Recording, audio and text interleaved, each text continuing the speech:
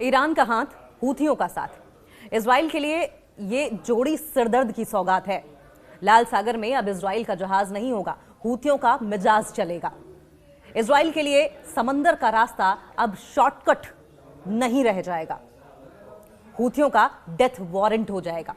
Israel ने सोचा था कि सिर्फ ईरान से निपटना है, लेकिन यमन ने बीच में आकर सिलेबस ही बदल दिया और अब इजराइल सोच में बैठा है।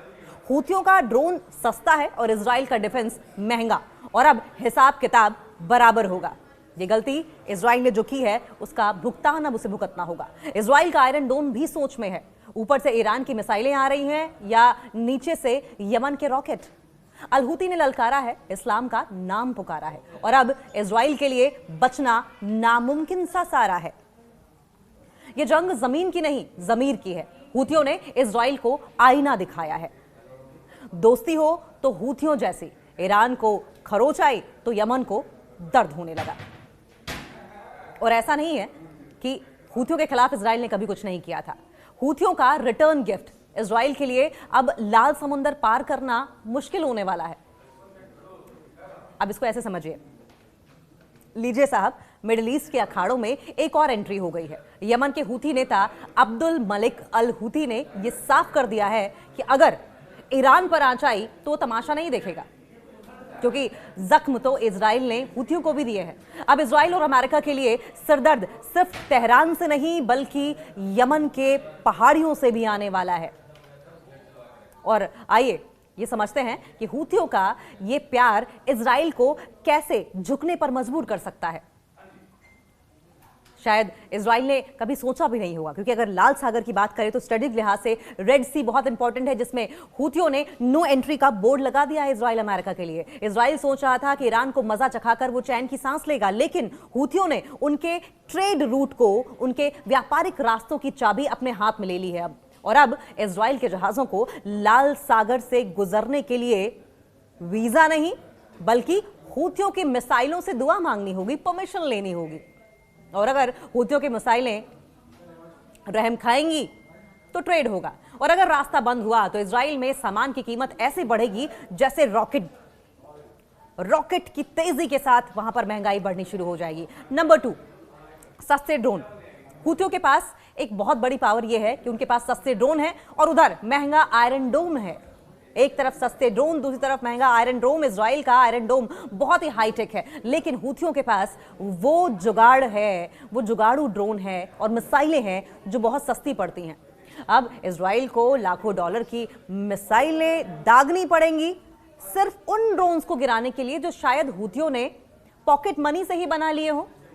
या तो अब इसे इस तरीके से कह लीजिए, ये तो वही बात हुई कि मक्खी मारने के लिए तोप चलाना पड़ा, और तोप चलाने में ही इजराइल बर्बाद हो जाएगा। इस्लाम पर हमला, इमोशनल कार्ड की भी एंट्री हो चुकी है।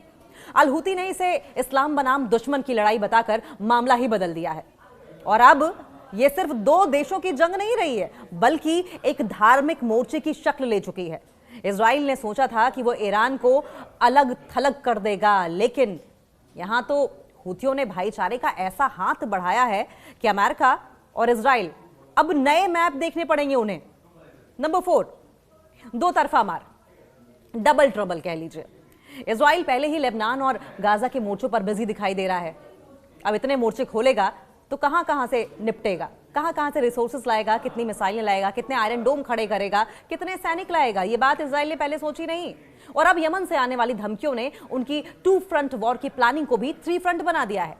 इजराइल की सेना कितनी भी ताकतवर हो, लेकिन हर तरफ से पत्थर आएंगे तो शीशे के घर को तो खतरा होगा ही। और वैसे भी जिनके घर शीशे के होते हैं वो दूसरों के घरों पर पत्थर नहीं फेंका करते। तो कुल मिलाकर बात यह है कि हूथियों ने इजराइल को बता दिया है कि पिक्चर अभी बाकी है मेरे दोस्त। ईरान को छोड़कर इजराइल ने जो मधुमक्खी का छत्ता छेड़ा है उसमें अब यमन वाली हूथी मधुमक्खियां भी डंक मारने को तैयार हो गई हैं। अब संभवतः इजराइल को समझ आए, लेकिन इजराइल समझने को तैयार नहीं है। बात यह है कि यमन का ईरान को भी समर्थन है। अमेरिका इजराइल के खिलाफ एक नया मोर्चा खोलकर बैठा है। यमन के हूथी नेता अब्दुल मलिक अल हूथी ने हाल ही में एक कड़ा बयान जारी किया। एक ऐसा बयान दिया जिससे इजराइल अब परेशान घूम रहा है, क्योंकि इजराइल को डर यह है कि तमाम देश अगर एक हो जाएंगे तो इजराइल का क्या होगा। ईरान के प्रति अपना पूर्ण समर्थन हूथियों की ओर से घोषित कर दिया गया है, डिक्लेयर कर दिया गया है। और यह स्टेटमेंट उस समय आई जब क्षेत्र में, जिस पूरे रीजन में टेंशन अपने चरम पर है। ये पूरा विवाद, इसके मेन पॉइंट्स क्या हैं, ये समझते हैं। इस्लाम और मुसलमानों पर युद्ध की बात कह दी है, इस्लाम और मुसलमानों पर जंग की बात कह दी है। अल हूती ने इजराइल और अमेरिका द्वारा ईरान पर किए गए हमलों को लेकर केवल एक राजनीतिक टकराव नहीं कहा, बल्कि इस्लाम और सभी मुसलमानों के खिलाफ युद्ध करार दिया है। इस्लाम और सभी मुसलमानों के खिलाफ जंग करार कर दी है। और उनके मुताबिक ये आक्रमण, ये अटैक केवल ईरान तक सीमित नहीं है, बल्कि इसका मोटिव, इसका उद्देश्य पूरे मिडिल ईस्ट को डिस्टेबलाइज करना है। नंबर 2, हूथियों की अगर भूमिका की बात करें, तैयारी की बात करें, तो हूथी नेता ने यह साफ साफ कह दिया है कि उनका संगठन, उनकी ऑर्गेनाइजेशन ईरान और वहां की जनता के साथ कंधे से कंधा मिलाकर चलेगी, कंधे से कंधा मिलाकर खड़ी है। उन्होंने ये वार्निंग दी है कि वे किसी भी स्थिति में और विकास के लिए पूरी तरीके से तैयार है। किसी भी तरह का डेवलपमेंट होगा, किसी भी तरह की सिचुएशन आएगी, हूथीज इजराइल से मुकाबला करने के लिए तैयार हैं। इसका सीधा मतलब यह है कि हूथी ग्रुप्स आने वाले समय में इजरायली या फिर अमेरिकी हितों के खिलाफ सैन्य कार्रवाई तेज कर सकता है, यानी खुलकर हूथी इजराइल के खिलाफ सामने आ सकते हैं। लेकिन इस टेंशन की अगर बैकग्राउंड की बात करें तो 28 फरवरी की घटना, जब टेंशन बढ़ी थी, जब 28 फरवरी को इजराइल और अमेरिका ने ईरान पर एक जॉइंट अटैक किया था, एक साथ मिलकर इन्होंने अटैक किया था। ईरानी अधिकारियों के दावे के मुताबिक इस हमले में लगभग 1300 लोग मारे गए थे, 10,000 से ज्यादा लोग घायल हुए थे। और सिर्फ इतना ही नहीं, इसी के जवाब में बाद में ईरान ने उन गल्फ कंट्रीज, उन खाड़ी देशों इराक और इजराइल पर ड्रोन और मिसाइल से अटैक किए जहां पर अमेरिकी मिलिट्री बेसेस हैं, जहां पर अमेरिकी सैन्य ठिकाने हैं। नंबर 4, इसका प्रभाव क्या होगा? देखिए, क्षेत्रीय युद्ध का खतरा बढ़ जाएगा, रीजनल क्लैशेस बढ़ेंगे। हूथियों के इस खुले समर्थन से लाल सागर यानी कि रेड सी और आसपास के समुद्री इलाके की अगर बात करें, आसपास के समुद्री व्यापार मार्गों पर खतरा बढ़ सकता है। ध्रुवीकरण होगा। ये लड़ाई अब केवल दो देशों के बीच की लड़ाई नहीं रह गई है, ये दो देशों के बीच की लड़ाई से बढ़कर प्रतिरोध के ध्रुव यानी कि एक्सेस ऑफ रेजिस्टेंस और पश्चिमी गठबंधन यानी कि वेस्ट कंट्रीज का जो अलायंस हो रहा है, उसके बीच का बड़ा युद्ध बनती जा रही है। अब्दुल मलिक अल हूती का ये कड़ा रुख ये दिखाता है कि यमन का हूती आंदोलन अब ईरान के समर्थन में किसी भी हद तक जाने को तैयार है, जिससे आने वाले दिनों में इजराइल और इजराइल के साथ साथ अमेरिका के लिए चैलेंजेस, कठिन चुनौतियां और बढ़ सकती हैं। ईरान ने कैसे किया दुनिया के सबसे पावरफुल फाइटर जेट F-35 का शिकार? F-35 5th generation fighter plane. समझिए दुनिया के लिए क्यों यह बड़ी बात है। ईरान ने यह दावा किया है कि उसने अमेरिकी F-35 फाइटर जेट को अपने एयर स्पेस में निशाना बनाया है। F-35 को दुनिया का सबसे एडवांस, ताकतवर फाइटर जेट माना जाता है। और सिर्फ इतना ही नहीं, ईरान ने यह भी दावा किया है कि उसने दुनिया के सबसे ताकतवर माने जाने वाले लड़ाकू विमान F-35 पर अटैक किया। न सिर्फ अटैक किया, हवा में स्पॉट किया और उसे निगेट कर दिया। दुनिया का सबसे महंगा और रेडार की नजरों में अदृश्य रहने वाला फाइटर जेट, स्टेल्थ टेक्नोलॉजी से लैस, रेडार को चकमा देने वाली स्टेल्थ टेक्नोलॉजी से लैस रहने वाला फाइटर जेट ईरानी मिसाइल का शिकार बन गया। जिस F-35 को दुनिया का सबसे सुरक्षित लड़ाकू विमान कहा जाता था, सबसे सेफ फाइटर प्लेन माना जाता था, आज उस पर ईरान के हमले और उसके गंभीर रूप से डिस्ट्रॉय होने की, क्षतिग्रस्त होने की खबरों ने डिफेंस सेक्टर में खलबली मचा दी है। ईरान के Islamic revolutionary guards corps IRGC के मुताबिक फाइटर जेट को स्थानीय समय के मुताबिक सुबह लगभग 2:50 पर मिडिल ईरानी एयर स्पेस में एयर डिफेंस सिस्टम द्वारा मार गिराया गया। IRGC ने कहा कि यह हमला 125 से ज्यादा अमेरिकी और इजरायली ड्रोनों को रोकने के बाद हुआ, लेकिन यह अमेरिका के लिए बहुत शर्मनाक है और इसका असर जो हथियारों की खरीद फरोख्त करती है ऑर्गेनाइजेशन सिप्री, पूरी दुनिया भर में हथियारों की खरीद फरोख्त, उसके दाम कितने हैं इसको मॉनिटर करने वाली एक कंपनी है, एक ऑर्गेनाइजेशन है सिप्री। इसका असर सिप्री पे भी देखने को मिलेगा F-35 के प्राइसेस में या डिमांड्स को लेकर। ईरान ने F-35 फाइटर जेट को कैसे टारगेट किया, सबसे बड़ी बात तो ये है। देखिए, कुछ रिपोर्ट्स ये कह रही हैं और ईरानी मीडिया के मुताबिक इस हमले में ईरान के स्वदेशी, ईरान का इंडिजिनस बावर 373 एयर डिफेंस सिस्टम का उपयोग किए जाने की बात कही जा रही है। माना यह भी जा रहा है कि इसमें पैसिव सेंसर टेक्नोलॉजी का हाथ हो सकता है, जो कि रेडार सिग्नल छोड़े बिना विमान का पता लगा सकती है। ईरान ने हमले का एक वीडियो भी जारी किया जिसमें विमान को हिट होते हुए दिखाने का दावा किया गया है। हालांकि अमेरिका ने अभी तक इस बात की पुष्टि नहीं की है, किसी भी तरीके से ऑफिशियल कॉन्फर्मेशन नहीं दी है कि आपातकालीन लैंडिंग ईरानी गोलीबारी के कारण हुई थी या फिर कोई टेक्निकल प्रॉब्लम आ गई थी, कोई तकनीकी खामी आ गई थी।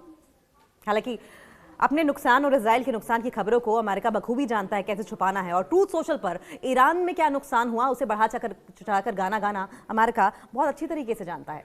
F-35 फाइटर जेट की खासियत क्या है? सबसे बड़ी बात ये, क्यों इसके गिर जाने पर इतना हंगामा मचा हुआ है? इसकी सबसे बड़ी खूबी इसका स्टेल्थ यानी कि अदृश्य तकनीकी है। यह अकेला विमान air to air attack, air to ground बमबारी और जासूसी तीनों काम एक साथ करता है, यानी कि एक तीर से कई निशाने। इसकी रफ्तार आवाज की स्पीड से भी, ध्वनि की स्पीड से भी तेज है, करीब 1931 किलोमीटर प्रति घंटा है। और इसमें एडवांस सेंसर सूट और रेडार हैं जो पायलट को 360 डिग्री तक 360 डिग्री व्यू दिखाते हैं। और अब अमेरिका ने भी माना है कि इमरजेंसी लैंडिंग करनी पड़ी है। अमेरिका ने कम से कम माना तो सही। अमेरिकी सेंट्रल कमांड ने भी इस बात की कॉन्फर्मेशन दे दी है कि ईरान के ऊपर एक लड़ाकू मिशन के दौरान एक F-35 को इमरजेंसी लैंडिंग करनी पड़ी। अमेरिका के मुताबिक विमान सुरक्षित रूप से उतर गया है, लेकिन ईरान कुछ और दावा कर रहा है। अमेरिका यह भी कह रहा है कि पायलट की हालत स्थिर है, जबकि ईरान का यह कहना है कि बुरी तरीके से क्षतिग्रस्त हो गया है F-35 fighter plane. Central command के प्रवक्ता कैप्टन टिम हॉकिंस ने कहा कि पायलट ने सुरक्षित लैंडिंग की और उसकी हालत स्टेबल है। घटना की जांच चल रही है, लेकिन दावे हजार हैं। लेकिन अब सवाल यह कि F-35 पर हमला क्यों इतनी बड़ी बात है?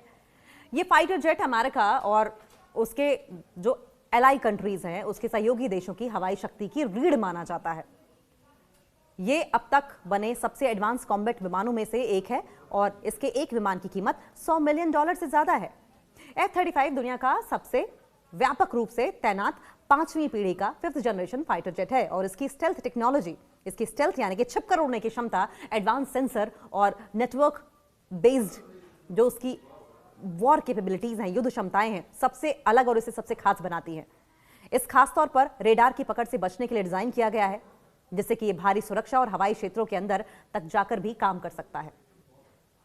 और यही वजह है कि बहुत ज्यादा हो हल्ला हंगामा F-35 फाइटर जेट के गिर जाने से हुआ है। F-35 फाइटर जेट का सेंसर फ्यूजन भी बेहद खास है। F-35 सिर्फ डेटा इकट्ठा नहीं करता, बल्कि ये रेडार, इंफ्रारेड सेंसर, सैटेलाइट और अन्य विमानों से मिलने वाले इनपुट को प्रोसेस करता है और उन्हें मिलाकर जंग की रियल टाइम पिक्चर भी तैयार करता है।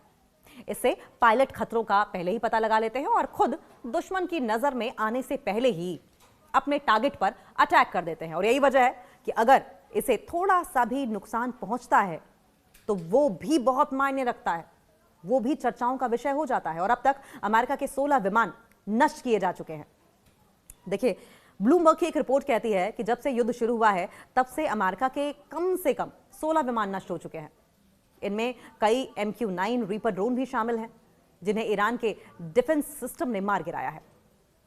इन ड्रोन्स को इस तरह से डिजाइन किया गया है, अगर ये नष्ट भी हो जाएं तो ज्यादा नुकसान ना हो, और इसलिए इन्हें अक्सर बहुत ज्यादा जोखिम वाले मिशनों में इस्तेमाल किया जाता है। और यही वजह है कि आज पूरी दुनिया हतप्रभ है कि ईरान ने इतनी आसानी से अमेरिका का महाअस्त्र, ब्रह्मास्त्र कह लीजिए, कैसे मार गिराया।